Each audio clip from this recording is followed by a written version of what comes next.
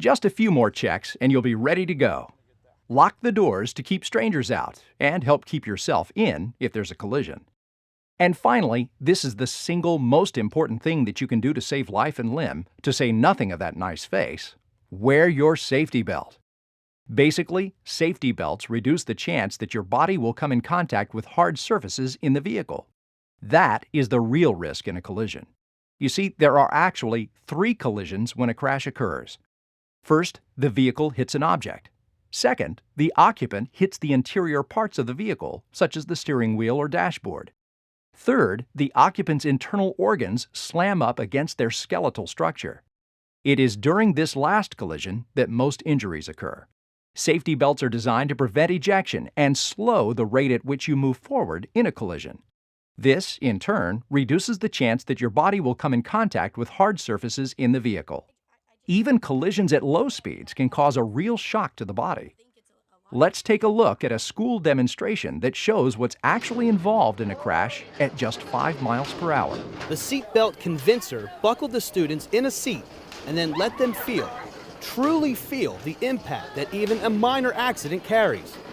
The message hit home, not just intellectually, but also physically.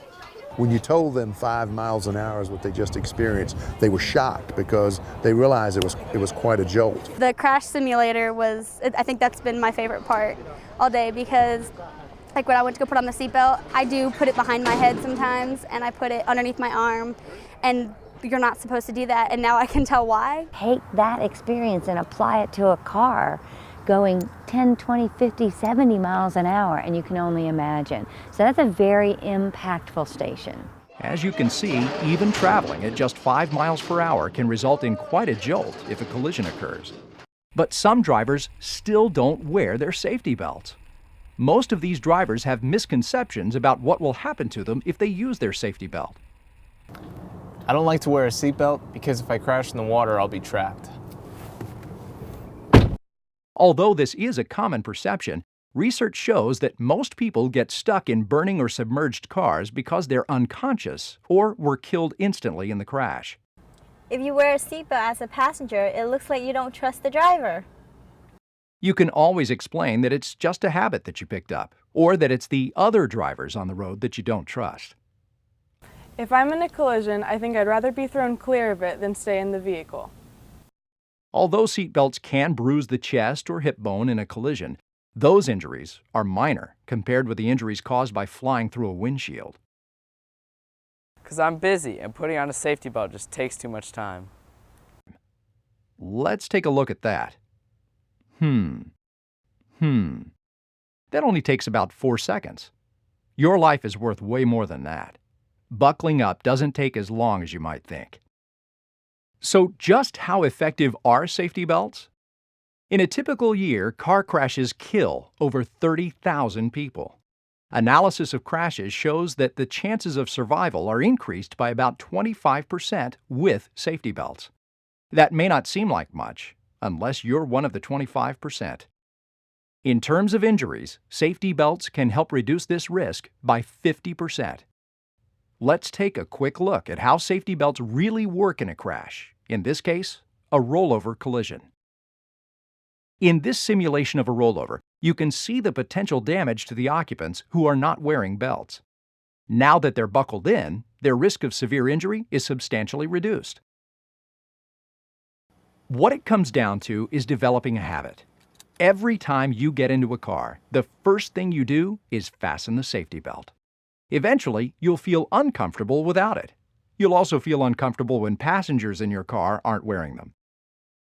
As the driver, you must make sure that all passengers have their safety belts on before your car starts moving. They also need to be properly adjusted. How do you do that? The lap belt should be snug across your hips. The shoulder belt should be snug across your chest, although you can still lean forward whenever you need to. Many vehicles have shoulder height adjustments that improve your comfort and also ensure proper fit. The next occupant protection system is the head restraint.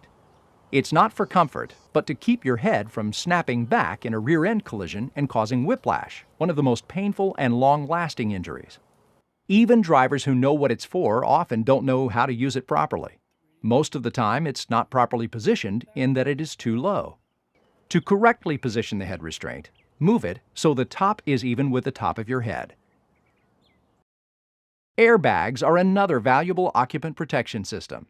They're usually located in the steering wheel and the passenger side dashboard, but they can also be mounted to the sides. Also called supplemental restraint systems, airbags are designed to inflate upon impact, helping to reduce the crash forces on your body. Of course, with airbags in place, you don't need to wear your safety belts, right? Wrong. Airbags are designed to work with safety belts, so you still need to wear them. People aren't the only objects that need to be restrained in a collision.